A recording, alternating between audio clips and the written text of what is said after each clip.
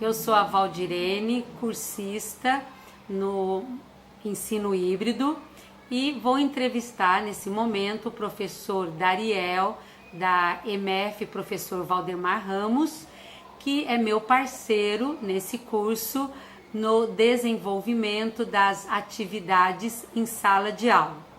Qual foi o modelo híbrido escolhido para trabalhar com os alunos? O modelo escolhido foi a votação por estações. O motivo da escolha, né, é que o assunto trabalhado é planificação. E é um assunto que permite trabalhar as diversas habilidades. Então o aluno pesquisa, ele constrói, ele mede, ele desenha, né? Então são várias habilidades diferentes dentro desse mesmo conteúdo. Quais os desafios, que você enfrentou na preparação do plano de aula nesse modelo híbrido? O maior desafio foi a gente pensar em 5 atividades independentes, quer dizer, eram atividades dentro do mesmo objetivo, a gente não podia fugir de um objetivo comum, e que elas são complementares, mas ao mesmo tempo não sequenciais, quer dizer, uma coisa não dependia de outra. Outra dificuldade que a gente teve foi não perder o foco do papel de professor e aluno, né? Então o que cabia a cada um, e essa mudança do paradigma, que o aluno deixa de ser aquele agente passivo para ser autor da sua aprendizagem, e o professor, por outro lado, deixa de ser um instrutor para passar a ter um papel muito mais de mediador do que em qualquer outra situação. O professor precisa intervir, tá? E saber o momento. Então, se algum objetivo não está sendo alcançado pelos alunos, ele precisa criar provocações para que esses alunos tenham esse desafio para alcançar. Então, se por exemplo, na planificação do cubo, eu percebia que eles estavam alcançando poucos modelos de planificação. Então você tem que questionar, será que vocês estão pensando em todos? Olha, e se a gente mudar? Então você tem que estar sempre provocando esse aluno. A gente teve uma situação, inclusive, de quando eles estavam fazendo a planificação, que uma das caixas era maior do que o papel. E isso foi deixado de propósito. E o aluno veio, e agora, o que eu faço? Falei, o que você acha? E se eu colar 2 folhas? Ótimo, então vamos lá. Então, a provocação deixando que ele pensasse na solução do problema. Bom, professor, e para a gente terminar a nossa conversa, eu gostaria que o senhor fizesse uma avaliação. Esse é o momento das considerações finais do trabalho realizado. Bom, alguns pontos eu acho que foram bem destaque nisso aí, na ação. Então a gente vê o seguinte: a autonomia dos alunos. Eles realmente foram autores de sua aprendizagem. Eles passaram de um papel passivo, como eu já disse, para um papel ativo da aprendizagem.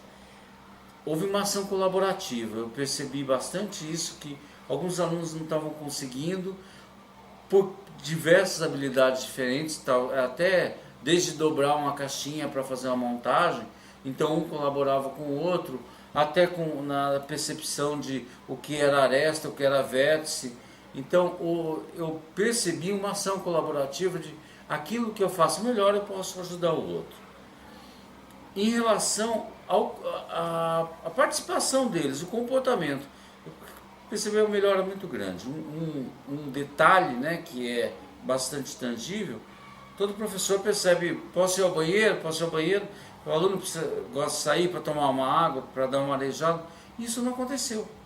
E houve inclusive uma mudança no intervalo deles, o intervalo deles foi postergado, e não foi problema. Eu tive 2 alunos que solicitaram para ir ao banheiro e que eram necessidades físicas, não para dar uma fugidinha. Então você percebe que eles se interessaram muito mais pela aula, tá? Isso foi um ponto muito positivo.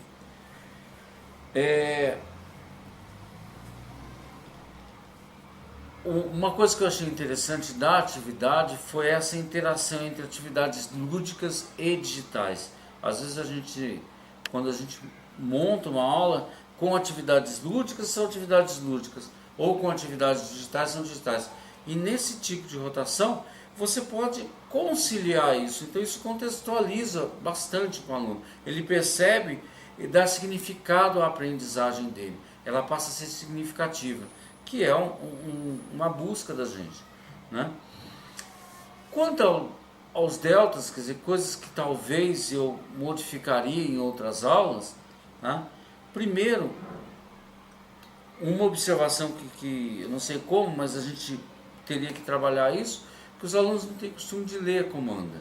Então, no começo, você tinha que ir nos grupos e olha, leia, tá vendo, tal. Então, não é costume dele. Então, é uma ação que a gente tem que colocar mais para eles, essa leitura, para ver aquilo que eles têm que fazer.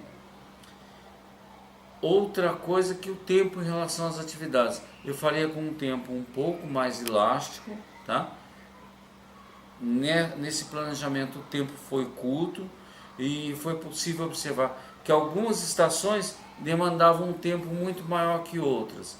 Então, no planejamento a gente tem que ter esse maior cuidado para que as ações tenham tempos parecidos.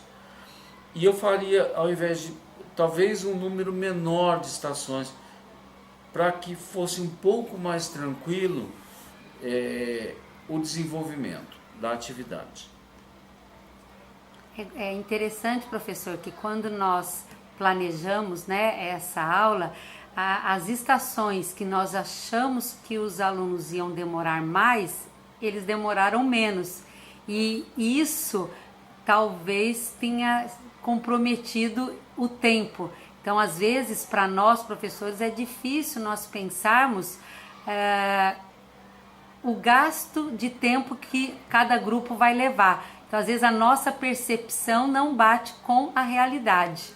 E a gente tem que lembrar também, né, Valdir, que são habilidades que eu trabalhei que não são trabalhadas normalmente na aula de matemática. Exatamente. Né? Você trabalha muito com a resolução de exercícios, mesmo hoje a gente tem uma plataforma digital que a gente trabalha, mas que não deixa de ser resolução de exercícios. Então, esses fatores novos realmente... Então, você tem que balançar, né? Aquilo me tirou da zona de conforto. Sair da zona de conforto é muito bom para você fazer essa reflexão. Crescemos juntos, né, professor? Muito bom. Uma grande experiência. Exatamente. Valeu. Obrigado.